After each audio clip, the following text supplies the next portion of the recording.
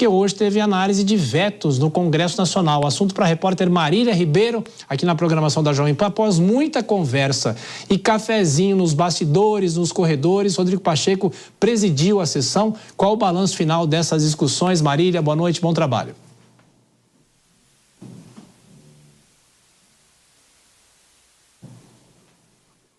Estamos sem o áudio da Marília, a gente vai consertar o áudio. Hoje teve a discussão dos vetos, que era uma discussão que há muitas semanas vinha sendo adiada, e no Congresso Nacional agora os parlamentares estavam para fazer essa discussão. Daqui a pouco a gente acompanha todos os detalhes de Brasília. Enquanto isso, a Câmara dos Deputados aprovou a chamada Lei Joca, que faz com que as companhias aéreas tenham obrigação de fornecer um serviço de rastreamento de animais de estimação durante viagem com os tutores. Confira com a repórter Soraya Lawande. A ideia do projeto de lei é que ele sirva mesmo como um aparato legal para disciplinar o tratamento com os animais, já que os animais eles não podem ser considerados como coisas nem despachados como bagagens. O texto, então, propõe e define condições e critérios para o transporte de cães e gatos. O PL, relatado pelo deputado Fred Costa, diz que a empresa aérea fica obrigada a oferecer o serviço de rastreamento dos animais transportados. Esse rastreamento deve ser feito durante todo o trajeto da viagem até a entrega do pet ao seu tutor. Os animais de estimação deverão ser transportados dentro da cabine da aeronave em condições confortáveis e de segurança, tanto ao pet quanto aos passageiros. A companhia aérea pode se recusar a fazer o transporte se houver risco à saúde do animal, à segurança ou por restrições operacionais. Para aqueles aeroportos que tenham operação de mais de 600 mil passageiros, ficam obrigados a ter um médico veterinário para acompanhar o procedimento de embarque, de acomodação e também desembarque dos animais. O texto foi aprovado em votação simbólica, ou seja, sem que cada deputado protocole seu voto individualmente. Para valer, o texto ainda precisa passar pelo Senado e ser sancionado. A proposta foi elaborada, então, em homenagem ao cachorro Joca, da raça Golden Retriever, que morreu depois de ser transportado para o destino errado pela empresa aérea Gol. O serviço ele poderá ser cobrado e considerado como acessório. Análise dos vetos do presidente Lula no Congresso Nacional. Repórter Marília Ribeiro com as informações. Marília, agora sim, boa noite. Como é que foi essa sessão nesta quinta-feira? Muita conversa de bastidor, o que deu?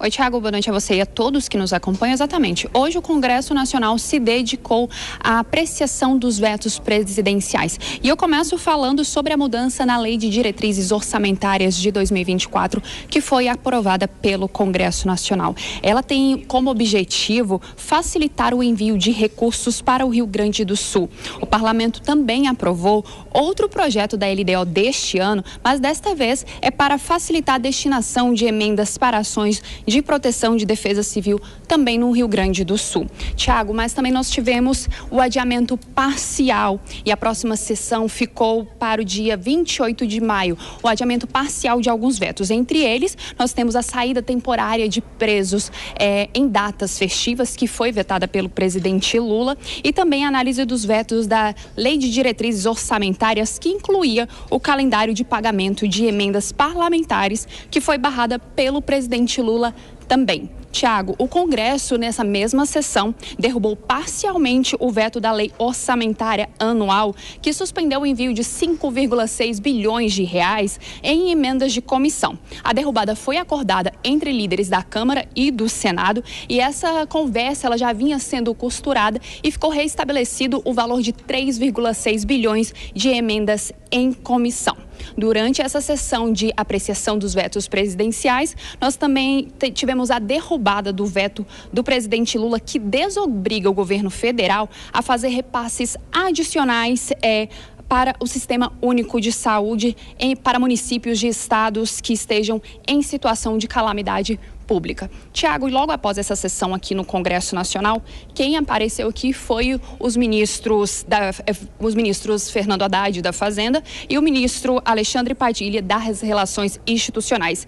E eles vieram falar sobre a desoneração da folha de pagamento. E, finalmente, o governo federal e o Congresso Nacional chegaram a um acordo. E o acordo é que será retomada gradual o imposto a partir de 2025. O presidente do Senado, Rodrigo Pacheco, ele afirmou que o problema previdenciário dos municípios passa a ser prioridade do Congresso. Nessa próxima segunda-feira, ele deve se reunir com representantes para uma sessão de discussão no Senado Federal. Segundo o ministro da Fazenda, Fernando Haddad, o tema é importante para que o governo não tenha que voltar ao reequilíbrio das contas. E nós temos o trecho da fala do ministro Fernando Haddad. Vamos ouvir. A partir do ano que vem, começa o que a gente chama de phase out. A cada ano você tem uma reoneração gradual até 2027. Em 2028, todo o sistema de folha de pagamento fica no mesmo patamar, sem nenhum tipo de diferença de setor para setor. Tiago, o ministro também afirmou que a reoneração começa a partir do ano que vem, com 1/4 da alíquota ao ano. E vai funcionar da seguinte forma: em 2024, totalmente desonerado. Lembra que a Receita Federal falou que passaria a ser cobrado a partir do mês de abril por conta da decisão do ministro Cristiano Zanin lá no STF, mas então a partir de 2024 ela é desonerada e em 2025 será computado 5% do imposto, finalizando 2028 com 20% do imposto. Ele também afirmou que o governo fez uma proposta e os setores fizeram uma contraproposta. Eu volto com você, Tiago. Marília Ribeiro, com as últimas informações dessa sessão no Congresso Nacional. Até mais tarde. Bom, Dora Kramer, o governo adiou a discussão da saidinha e tem esse avanço em relação à folha de pagamentos. Dora. Olha, o governo adiou isso para tentar evitar ou adiar a derrota quase certa nessa questão da saidinha, mas também para dar tempo de negociar o calendário do pagamento das emendas. Por quê? Porque os parlamentares querem essa liberação nesse semestre, claro, para ter um efeito eleitoral. E evidentemente não, talvez esse acordo que foi votado hoje, que se reduziu o veto de 5 bilhões e 600 milhões para 3 bilhões e 600 milhões, o veto em outro tipo de emendas, isso pode ajudar nessa negociação. Agora, a grande surpresa foi o acordo em torno da desoneração, que estava completamente amarrado e a gente viu. Claro, o Congresso reclamou, mas o acordo foi feito, andou por causa do recurso do governo ao STF, que já tem votos suficientes, está suspensa o julgamento, mas tem ali uma liminar favorável ao governo. Isso deu força para o governo na mesa de negociações. Um acordo tinha que ser fechado, né, Vilela? Saber se o acordo será cumprido. Exatamente, Tiago, esse ponto que eu ia colocar. Nós temos ouvido reclamações diversas do Legislativo ao longo desse 1 ano e meio, 1 ano e 3, 4 meses de governo Lula, de que muitas vezes aquilo que é apalavrado pelos representantes do governo, na prática, não é cumprido. E é por isso que a gente fica nesse jogo de empurra-empurra, combina e combina a cada votação importante no Congresso. Vamos aguardar, até porque para o Legislativo concordar com abrir mão de medidas importantes como essa, é necessário que o governo demonstre cumprir claramente com os seus compromissos.